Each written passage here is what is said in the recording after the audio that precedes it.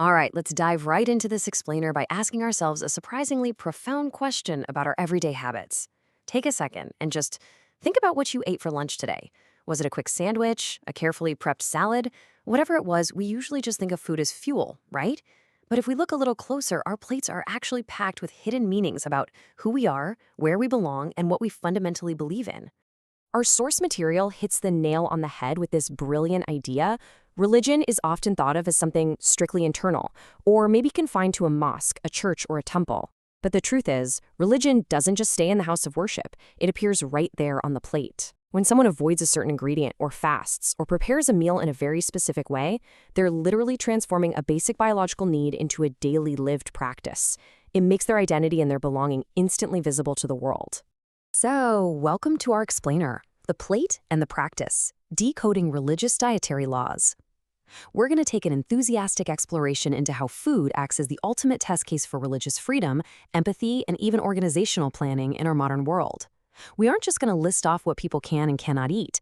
We're going to decode the fascinating why behind these rules and look at what happens when all these diverse, beautiful traditions collide in public spaces.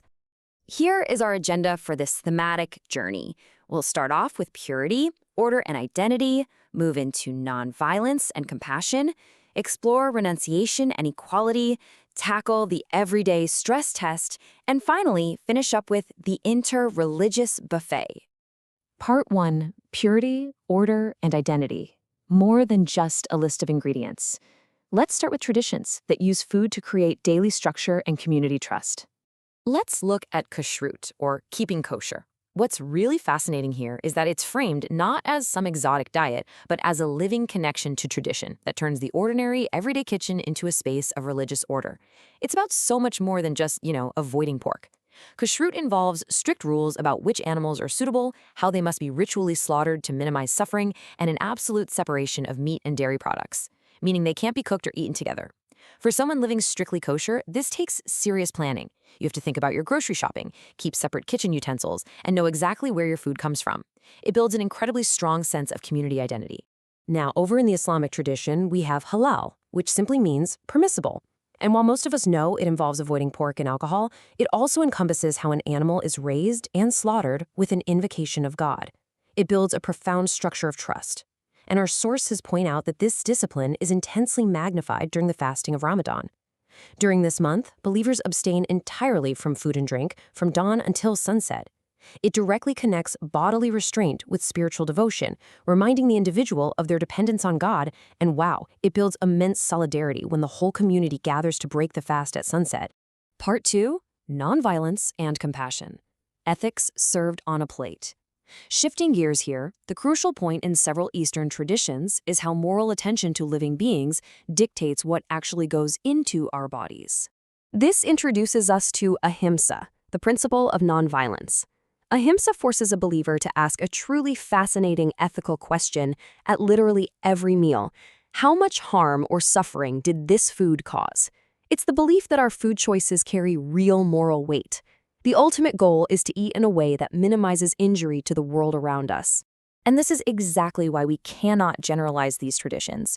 It's a broad spectrum. In Hinduism, while vegetarianism is highly respected and cow protection is common, many Hindus absolutely do meat depending on their region and family. Jainism, on the other hand, takes ahimsa to its most radical, logical conclusion.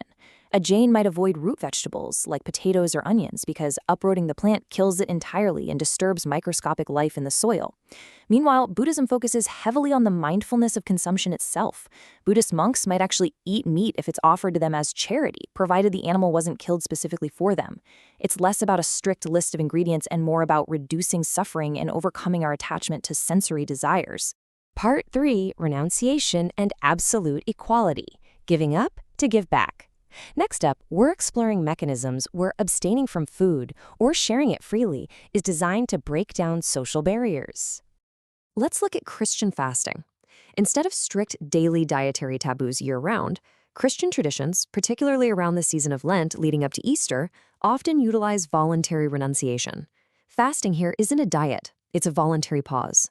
By giving up meat, sweets, or even modern habits like scrolling social media, a believer purposefully interrupts the routine to open up space for charity, prayer, and solidarity with those who have less.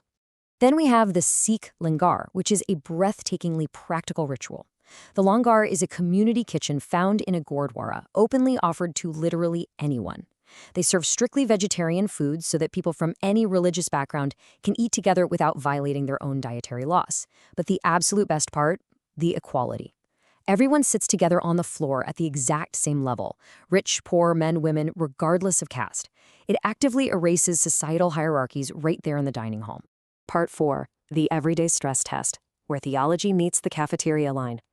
So what happens when all of these deeply personal, complex traditions collide in a modern public institution, like a school, a hospital, or a corporate cafeteria? Well, we have to impartially recognize a major tension here. Institutions require standardization, tight budgets, and operational simplicity. A school caterer has to feed hundreds of kids safely and cheaply, right?